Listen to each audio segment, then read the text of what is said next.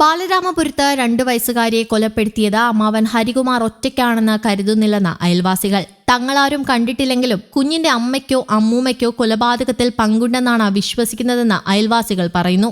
ഹരികുമാർ കുട്ടികളെ ഉപദ്രവിക്കുന്നത് തങ്ങൾ കണ്ടിട്ടില്ല. കുട്ടികളോട് വലിയ സ്നേഹമായിരുന്നു. മാമൻ എന്നൊക്കെ വിളിച്ച കുട്ടികൾ സംസാരിക്കുന്നത് കണ്ടിട്ടുണ്ട്. ശ്രീധുവും ശ്രീധുവിന്റെ അമ്മയും ഹരികുമാറും കുട്ടികളുമൊക്കെ ഒന്നിച്ച് പുറത്തു പോകുന്നതും കണ്ടിട്ടുണ്ട്. ഒറ്റയ്ക്ക് പോകുന്നത് അങ്ങനെ കണ്ടിട്ടില്ല.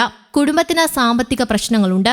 ഇവർക്ക് ദേവസ്വം ബോർഡിൽ ജോലി കിട്ടി. 1 മാസം 1 ലക്ഷം രൂപയിൽ കൂടുതൽ വരുമാനമുണ്ടെന്നാണ് അവർ പറഞ്ഞുകൊണ്ട് നടന്നത്. ശ്രീധുവിന്റെ അമ്മ രാഗിണിയും അത് പറഞ്ഞിട്ടുണ്ട്. ജോലി വാങ്ങിക്കൊടുക്കാമെന്ന് പറഞ്ഞ 10 ലക്ഷം രൂപ വരെ പലരുടെയും കയ്യിൽ നിന്ന് വാങ്ങിച്ചിട്ടുണ്ടെന്നും പ്രദേശവാസിയായ സ്ത്രീ പറഞ്ഞു. കടം വാങ്ങിയവരൊന്നും ഒരു പ്രശ്നവും ഉണ്ടാക്കിയിട്ടില്ല.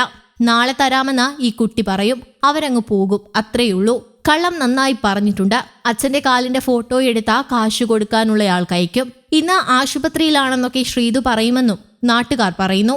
ഹരികുമാർ നാട്ടുകാരോടൊക്കെ സഹകരണമുള്ളയാളാണെന്നും നാട്ടുകാർ പറഞ്ഞു. കോട്ടുകാൽ കോണം വാറുവിളാകത്ത് വീട്ടിൽ വാടകയ്ക്ക് താമസിക്കുന്ന ശ്രീധു ശ്രീജിത്ത് ദമ്പതികളുടെ മകൾ ദേവേന്ദുവാണ് കൊല്ലപ്പെട്ടത്. ശ്രീധുവിന്റെ അനുജൻ ഹരികുമാറാണ് കുഞ്ഞിനെ കൊലപ്പെടുത്തിയത്. ഹരികുമാറിന് പല സ്ത്രീകളുമായി ബന്ധമുണ്ടായിരുന്നുവെന്നാണ് റിപ്പോർട്ടുകൾ. ശ്രീധുവുമായും വഴിവിട്ട ബന്ധത്തിന് ഇയാൾ ശ്രമിച്ചിരുന്നുവെന്നാണ് സൂചന.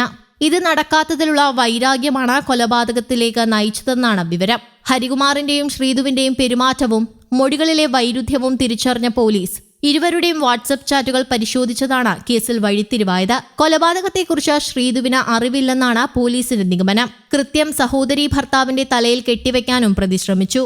കൊലക്കേസിൽ പിടിക്കപ്പെട്ടാൽ മാനസിക പ്രശ്നമുണ്ടെന്ന് വരുത്തി തീർക്കാൻ ഹരികുമാർ നടത്തിയ ശ്രമങ്ങൾ പോലീസ് പൊളിച്ചു. ഹരികുമാർ മുൻപും പല കേസുകളിൽ ഉൾപ്പെട്ടിട്ടുണ്ട്. അതിനുശേഷം സഹോദരിയെ നിയമവിരുദ്ധമായ പല കാര്യങ്ങൾക്കും ഇയാൾ പ്രേരിപ്പിച്ചിട്ടുണ്ടെന്നാണ് വിവരം. ശ്രീധുവിനെ ഇന്നലെ പൂജപ്പുര മഹിളാ മന്ദിരത്തിലേക്ക് മാറ്റിയിരുന്നു. കുടുംബത്തിന് ചില അന്ധവിശ്വാസങ്ങൾ ഉണ്ടായിരുന്നതായും റിപ്പോർട്ടുകളുണ്ട്. ഇക്കാര്യത്തിൽ വ്യക്തത വരാനുണ്ട്. ശ്രീധുവും ഹരികുമാറും നിഗൂഢ സ്വഭാവമുള്ളവരാണെന്ന് പോലീസ് പറഞ്ഞു. തൊട്ടടുത്ത മുറികളിൽ കഴിയുമ്പോഴും ഇരുവരും വാട്സ്ആപ്പ് വീഡിയോ കോളുകൾ വിളിച്ചു. ശ്രീധു മതപഠന ക്ലാസുകളിലും പങ്കെടുത്തിരുന്നതായി റിപ്പോർട്ടുകളുണ്ട്. ഹരികുമാർ ആലപ്പുഴയിലെ ഒരു പൂജാരിയുടെ സഹായിയായിരുന്നു. സ്വന്തം മകൾ മരിച്ചിട്ടും ശ്രീധുവിന് യാതൊരു ദുഃഖവും ഉണ്ടായിരുന്നില്ല. സംസ്കാര ചടങ്ങിൽ പോലും യുവതി പങ്കെടുത്തിരുന്നില്ല. ഒരിക്കൽ ദേഷ്യത്തിൽ ദേവേന്ദുവിനെ ഹരികുമാർ വലിച്ചെറിഞ്ഞിട്ടുണ്ടെന്നും തന്നോടുള്ള ഇഷ്ടക്കൂടുതൽ കൊണ്ടാണ് മക്കളോട് ദേഷ്യപ്പെട്ടതെന്നും ശ്രീധു പറഞ്ഞു. ഇതാണ് കേസിൽ പ്രധാന തുമ്പായത്. വീട് വാങ്ങാൻ നൽകിയ 30 ലക്ഷം രൂപ ഒരു സുഹൃത്ത് തട്ടിയെടുത്തെന്നും ശ്രീധു പോലീസിനോട് പറഞ്ഞിട്ടുണ്ട്. അതേസമയം പോലീസ് സ്റ്റേഷനിൽ കേസിലെ പ്രതിയായ ഹരികുമാർ ഭക്ഷണം കഴിക്കുന്നില്ല എന്നും റിപ്പോർട്ടുകൾ. വെള്ളം പോലും കുടിക്കുന്നില്ലെന്നാണ് വിവരം. പോലീസിന്റെ ചോദ്യങ്ങൾക്കൊന്നും ഇയാൾ മറുപടി നൽകുന്നില്ല. നിങ്ങൾ അന്വേഷിച്ച് കണ്ടെത്തൂ എന്നാണ് ഇയാൾ പോലീസിനോട് പറഞ്ഞത്. News desk Kerala Kaumudi.